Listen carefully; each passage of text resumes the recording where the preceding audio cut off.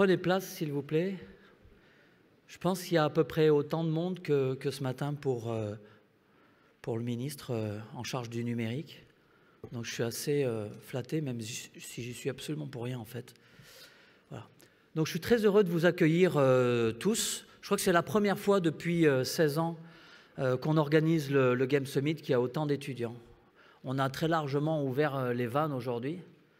Donc voilà, il serait bon que vous puissiez vous manifester maintenant en disant combien vous êtes content de participer à ce séminaire. Ouais. C'est petit ça, hein? Allez, encore une fois. Ah.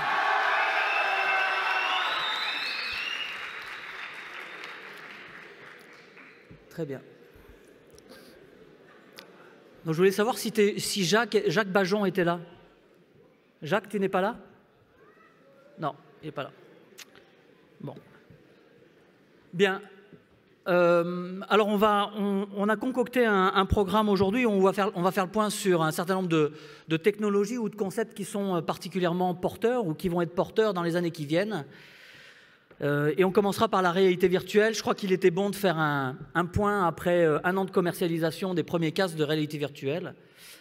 Et on a eu l'ingénieuse idée, je dois dire, d'inviter Microsoft qui est en train de travailler sur des concepts intéressants et qui va faire ce diagnostic et qui va présenter également ce que la société est en train de préparer. Comme il se doit également, et c'était un des thèmes du DigiWorld Summit, on va parler d'intelligence artificielle. Ça fait bien longtemps que le jeu vidéo utilise de l'intelligence artificielle et je crois qu'il était temps de faire un point sur ces technologies et la façon dont elles vont évoluer et innerver en fait le jeu dans ses différentes composantes. On va parler de 5G également, elle se profile à l'horizon. Il y a beaucoup d'interrogations sur la 5G et je pense qu'il y a assez peu de prise de conscience que la 5G va avoir un rôle déterminant dans l'industrie applicative, mais dans le jeu vidéo également, à différentes étapes de la chaîne de valeur de ce secteur. Je pense que dans la conception, il va y avoir des changements. Dans la diffusion, il y aura des changements. Et après Timothée Collard de Microsoft pour la VR, Emmanuel Corneau pour l'intelligence artificielle, on accueillera Nicolas Bensignor de Playsoft, qui est une boîte très intéressante en France qui travaille depuis de nombreuses années dans le segment de marché du mobile. Ensuite, on accueillera Mathieu Dallon et Stéphane Eutin parce qu'on va parler e-sport. On ne pouvait pas faire un Game Summit sans parler d'e-sport, étant donné l'effervescence, je veux dire la folie pure qui est en train de gagner voilà, ce secteur et bien au-delà sur ce thème. Donc, je vais faire réagir mes deux invités sur un certain nombre de questions en lien avec les défis qui attendent ce secteur d'activité. Et enfin, je dirais, on va parler d'un sujet qui est un sujet d'actualité et qui est... et on n'a pas fait exprès évidemment, mais on va parler de diversité, enfin de mixité dans l'industrie du jeu vidéo, mais pas également dans l'industrie du jeu vidéo. Je pense que c'est un sujet qui aujourd'hui est poussé par les pouvoirs publics et qui mérite d'être appréhendé au-delà même de la mixité. Ce qui est intéressant, c'est de travailler sur des notions de bienveillance au sein de l'entreprise pour imaginer des nouvelles formes de management. Et pour ça, j'ai demandé à Megan Gather de venir à Montpellier avec John Rammer, qui mènent un combat aujourd'hui qui dépasse les frontières et qui concerne cette diversité. Voilà. Et pour ce qui me concerne, alors je vais dire quelques mots pour les 6 minutes qui me restent. On a commercialisé il y a assez peu de temps une étude sur l'e-sport. Donc, j'en profite pour vous présenter quelques éléments qui vont être une introduction finalement à la session de tout à l'heure.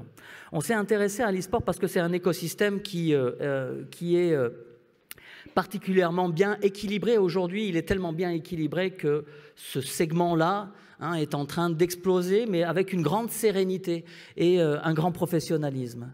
Donc on a essayé de dépouiller, on ne connaissait pas particulièrement ce segment de marché, on l'a dépouillé pour essayer de comprendre comment il se compose et comment ces sphères, ou ces quarts de sphère plus exactement, peuvent interagir entre elles.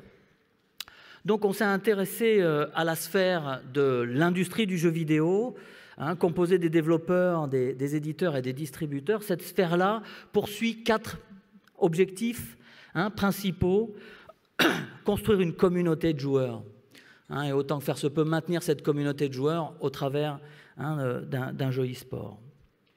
Évidemment, il y a des objectifs commerciaux, et un des objectifs commerciaux les plus importants est évidemment de rallonger le cycle de vie des projets, des jeux. Générer évidemment des revenus additionnels, et créer et développer une marque pérenne. Deuxième sphère qui nous a intéressés, dont on a analysé les fonctionnements et les composantes, c'est celle de la sphère des tournois, en fait, composée des franchises, des joueurs, équipes, des organisateurs, des plateformes et des fournisseurs de technologies. Aujourd'hui, leurs objectifs sont principalement de structurer et professionnaliser les franchises, les joueurs, les équipes. C'est assez hallucinant ce qui s'est passé ces 2 à 3 dernières années dans les équipes. Il y a une structuration avec des managers, des psychologues, enfin ce qui ressemble étrangement au sport traditionnel de ce côté-là. Développer et maintenir l'intérêt des sponsors, évidemment, que cette sphère-là gagne de l'argent par la présence des sponsors et gagnera également de l'argent avec l'industrie du jeu vidéo dans la cession des droits également. Il faut confirmer les business models, mais ces business models, ils sont déjà très clairement identifiés. Ils vont bouger. Sans doute, de nouveaux modèles économiques vont émerger, mais globalement, je dirais qu'ils sont plutôt stables, bien identifiés, et ils fonctionnent bien. Et il faut développer les outils, puisqu'aujourd'hui, il y a le sous-segment le plus volumineux en acteurs industriels est représenté par les fournisseurs de solutions techniques, logicielles ou physiques, pour accompagner finalement cette sphère d'organisation des tournois. La sphère de la diffusion alors est composée évidemment des opérateurs de streaming, des diffuseurs de programmes de télévision et des sponsors. Et là, l'objectif, c'est retenir l'audience. Retenir l'audience et capturer cette audience-là qui est en ligne.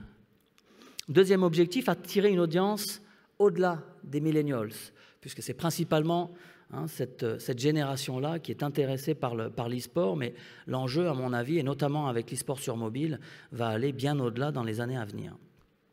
Attirer une audience sur la télévision, ça ne va pas être chose facile, me semble-t-il, et développer une différenciation de services.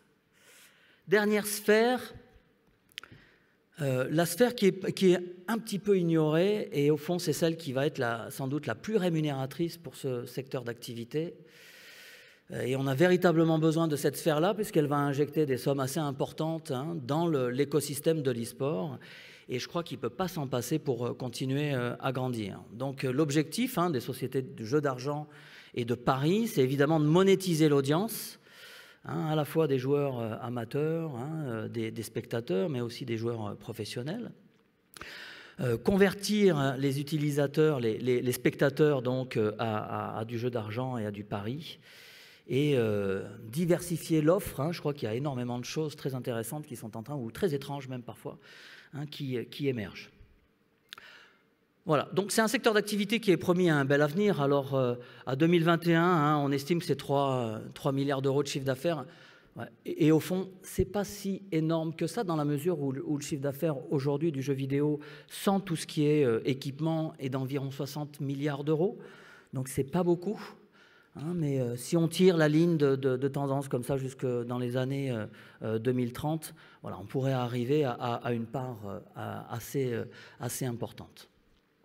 Enfin, et je vais les passer assez rapidement, on a ressorti de notre étude 10 défis pour l'e-sport. Le premier défi, élargir la base de l'audience de l'e-sport au grand public.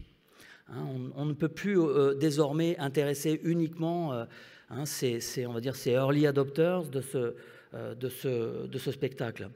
On va profiter de l'occasion pour apprendre à connaître qui sont les digital natives, hein, c'est cette génération-là qui a des usages assez particuliers et qu'on commence à appréhender hein, au travers du mobile, de la gestion des écrans, mais aussi de la capacité hein, de cette génération à vouloir se rassembler aussi dans le monde physique, hein, malgré les idées préconçues sur les millennials.